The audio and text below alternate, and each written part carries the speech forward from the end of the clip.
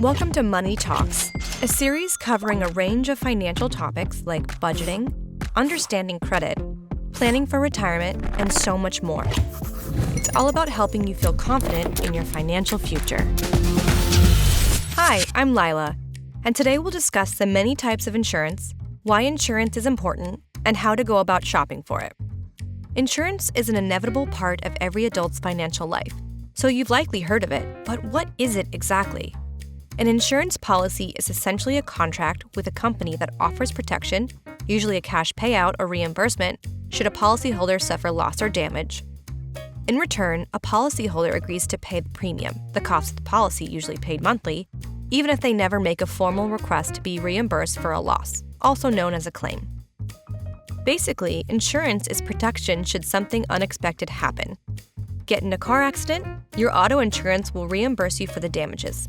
Unexpectedly fall ill, your health insurance will pick up some or all of the cost.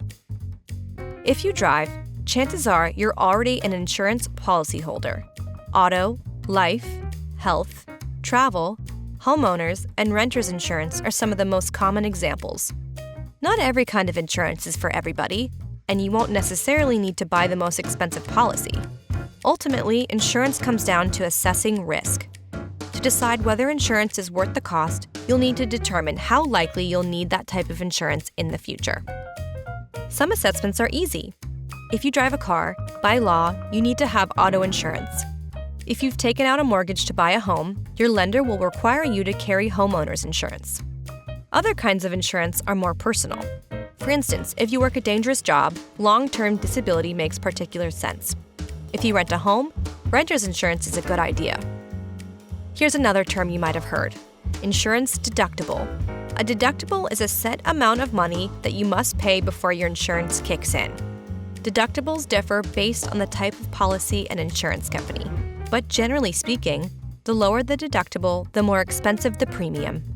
A word of caution though: if you choose a higher deductible policy, be certain you can afford to pay the deductible if you need to make a claim. Last but not least is the policy limit, the maximum amount an insurer will pay for a covered loss. This is another important factor in the cost of premiums. In most cases, the higher the policy limit, the higher the premium. As a reminder, the most important step in this process is to accurately assess your own risk. Which policies make the most sense for you considering your specific goals and financial situation? It's a lot to think about. Once you've decided what type of insurance you need, make sure to shop around for the best premium.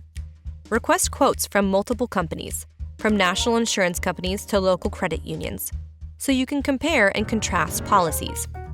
A little extra research can go a long way to ensure that you're getting the best fit at the lowest rate. Want to learn more? Selco.org offers a wealth of blog articles, videos, and downloadable worksheets on insurance services. Investopedia and NerdWallet are also great resources for general information about all types of insurance. Thanks for stopping by this episode of Money Talks. See you next time.